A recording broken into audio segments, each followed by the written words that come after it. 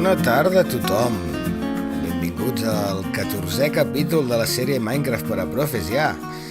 No està malament, anem avançant i hem fet moltes coses. I si recordeu de l'últim dia que vam estar treballant aquests ponts, aquests camins, ja tenim aquesta base que té tota una cara més interessant. Mireu el pont des d'aquí, que bé que es veu. Tenim aquests fanals, aquest camí, vaja, que ja... Bueno, la casa aquesta no la mirem gaire de moment, però vaja, que la cosa va prenent cos. Què tenim pendent? Tenim pendent, com us comentava, fer una zona de cultius i corrals una mica més potent que allò que teníem allà, que eren quatre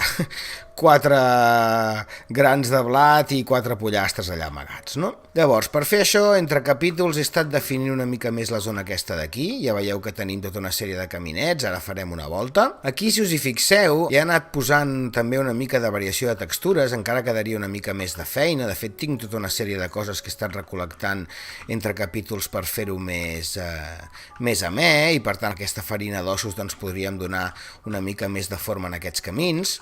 També hauríem de posar alguna manera, doncs, com comentem sempre, doncs, per no haver de saltar cada vegada que ens acostem aquí. Però vaja, el que hem fet ha sigut anar posant purament una mica de variació de textures. Veieu que en aquest cas, com que estem a dintre de la zona de camps, doncs hem fet textures diferents. Aquí no hi ha pedra, tot és fusta i terra de diferents tipus. També una mica doncs, per canviar el look, no? Per canviar una mica doncs, el look de la zona en funció del que estem. Evidentment explico totes aquestes coses perquè això després és el que fa que realment un món del Minecraft sigui immersiu o no, i ens explica una mica doncs, quin tipus de detall podem demanar també en les activitats, etc.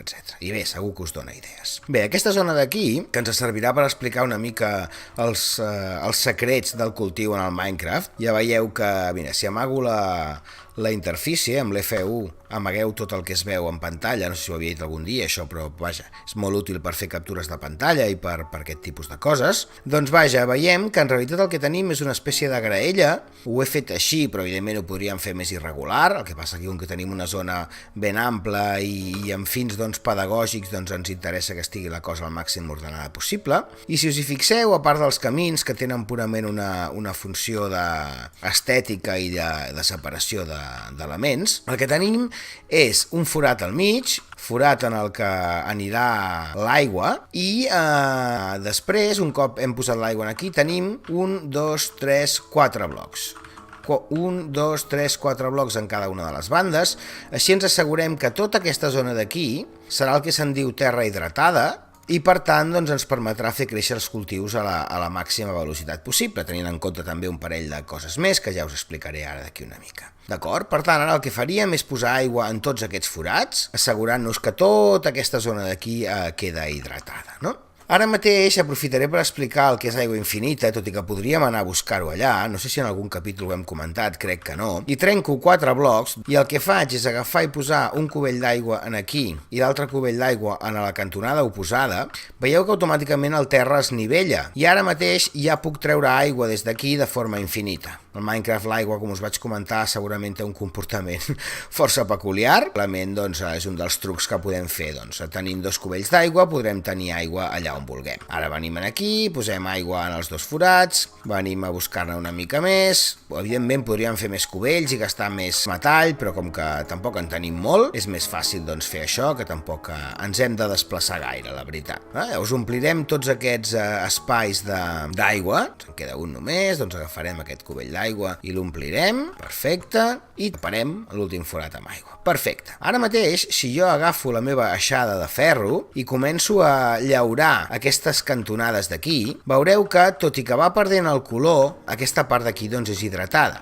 Diferent que si jo me'n vinc en aquesta zona d'aquí i la trenco, ara mateix amb aquesta llum de l'arbre no s'aprecia gaire, però vaja, que el color ens indica també doncs, quan hidratada està la zona. Si ho veieu de fet des d'una certa distància es veu clarament com una és més hidratada de l'altra, no? Ara el que ens tocaria és agafar la nostra aixada, que l'he tornat a deixar aquí, i anar fent tota aquesta part d'aquí, anar llaurant la terra. No ho farem tot en càmera, segurament, procediment perquè possiblement es farà molt llarg per vosaltres, però vaja, ja veieu que simplement doncs, anem passant per sobre, anem fent servir l'aixada i deixem tota la zona llaurada doncs, pel camp.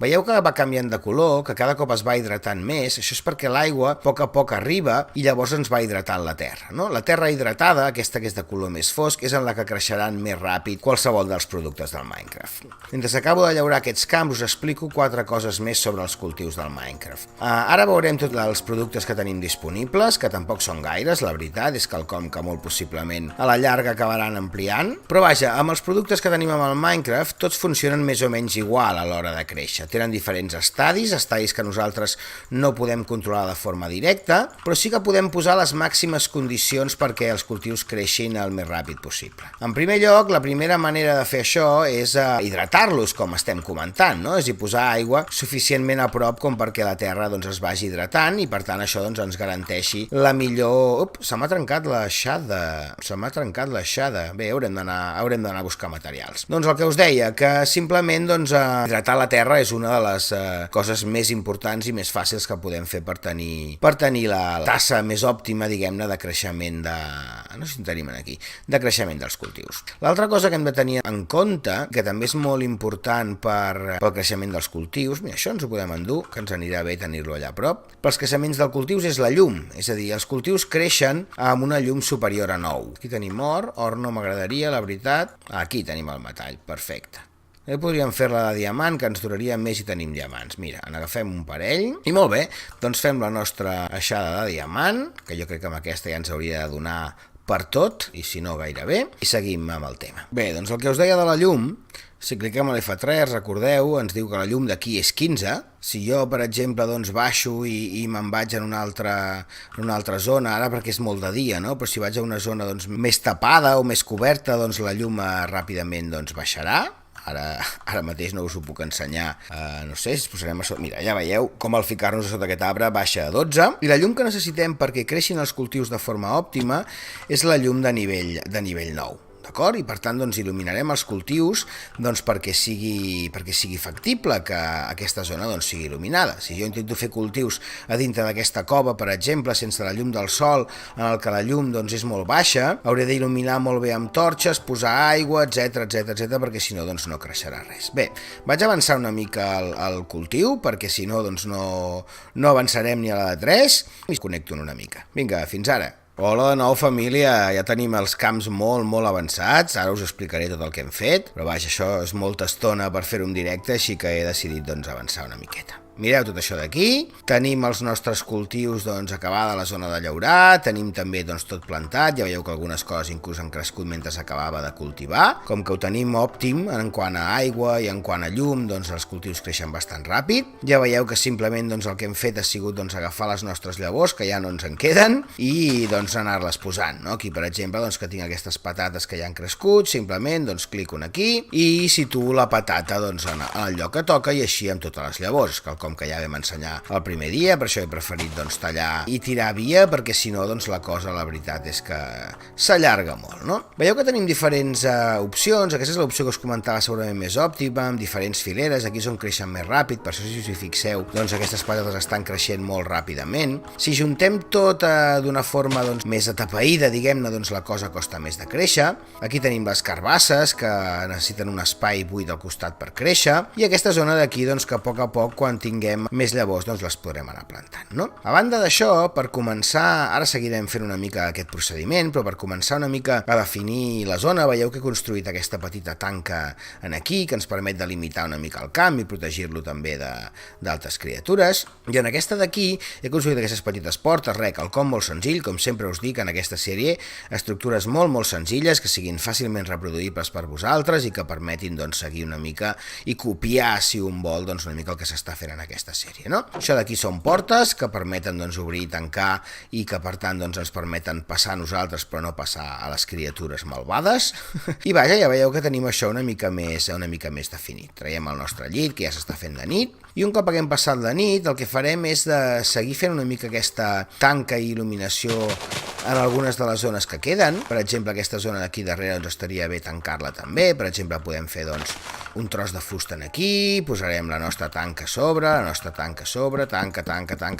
tanca. Aquí a sobre posem una torxa, una altra torxa més. Vaja, crec que el sistema ja l'heu vist algunes com mentre fèiem els altres fanals, així que crec que ja en tenim prou, no? Que ja més o menys ho deveu anar agafant.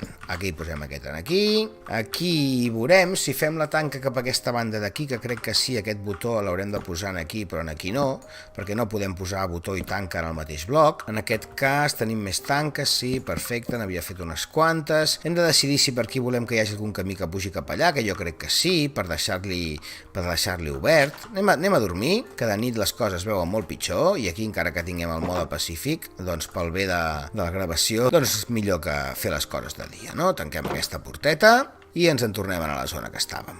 Ja veieu que el procediment doncs, és bastant senzill. Aquí podem doncs, posar també tanques, aquí tornarem a posar una espècie de mini porta, tot i que en aquest cas doncs, no la tancarem, simplement doncs, potser sí que la tancarem, Sí, que la tancarem. Com posem aquest bloc d'aquí al mig és una cosa interessant d'explicar, d'acord? Perquè, com bé veureu, posem les torxes, pam. Com bé veureu, jo vull posar un bloc de fusta aquí al mig i a més el vull posar mirant cap a mi. Si jo clico aquí, el bloc es posa d'aquesta manera. I jo en aquest cas el que vull veure és aquesta cara d'aquí. Com podem fer això de forma senzilla? Doncs ens posem darrere la tanca, posem un bloc de terra, sempre tocant una a l'altra, i ara, com que ja puc mirar en aquest bloc, ja puc posar el bloc doncs com sembla que queda millor, vaja, donar-li una mica de diferència estètica. Aquí farem una petita escala o quelcom que ens permeti pujar, o a l'igual inclús doncs, podem obrir aquesta zona d'aquí, deixar una mica més d'espai, que em sembla que quedarà millor. Ja veieu que amb la pala de diamant doncs, tot és bastant més ràpid de fer, encara més amb el mode creatiu, i aquí doncs, seguirem amb el mateix procediment, pam, i aquí doncs, podem decidir si aquí posem un altre bloc de fusta. Ara mateix doncs, ho deixo així i ja veurem doncs, després com ho fem. I vaja, ja tenim un camp amb una mica més de forma de camp, que sí? Es podrien fer algun tipus de decoracions en aquella zona d'allà i tal, però vaja, tinc algunes coses en ment que ja us explicaré. Això d'aquí ja no ho necessitem, ho podem tancar. Doncs vaja, tenim aquí ja tota la zona de camps doncs, preparada. Trenco aquestes herbes perquè tinc intenció de posar-les d'una forma una mica més interessant. Hola, porc. Aquests, a vosaltres us toca aviat. Els animals els hi toca aviat. I vaja, doncs crec que com a zona de camps de moment en tenim prou. En aquesta zona d'aquí baix ja veurem si en posem més, també podria ser. I vam quedar que anem a preparar una mica el que serà el proper episodi ja. En aquest episodi ho deixarem aquí, com us deia sempre, doncs, per separar coses. I el que podríem fer és deixar aquesta zona d'aquí més o menys lliure i en aquesta zona d'aquí construir els nostres primers corrals. Crec que la nostra casa queda bé, o potser podríem posar la casa aquí i els corrals en aquesta zona d'aquí baix. Bé, ho he d'acabar de pensar, ho meditaré una mica entre episodis, ja veieu que aquí tenim uns quants animals que he anat atraient cap aquí amb els productes, i vaja, acabaré de pensar si posarem la masia una mica més en aquesta zona d'aquí, tallant aquests arbres, que seria una bona idea, i llavors els corrals aquí al costat. No vull fer res massa a l'engròs, una mica tot proporcional, els corrals no haurien de ser més grans que els camps, per tant, doncs farem corrals relativament petits. I vaja, crec que ho deixarem aquí, un capítol de cultius una mica més avançats, si sabem 4 coses dels cultius, i vaja, al proper capítol seguirem amb la ramaderia. Recordeu el que hem comentat de l'aigua i dels 4 blocs per banda per hidratar la terra, recordeu el que hem comentat de la llum, que ens ajuda a mantenir els cultius doncs, hidratats, i vaja, això és el més important. Tenim aquesta part més avançada, així que ho deixem aquí. Vinga, fins aviat i un plaer.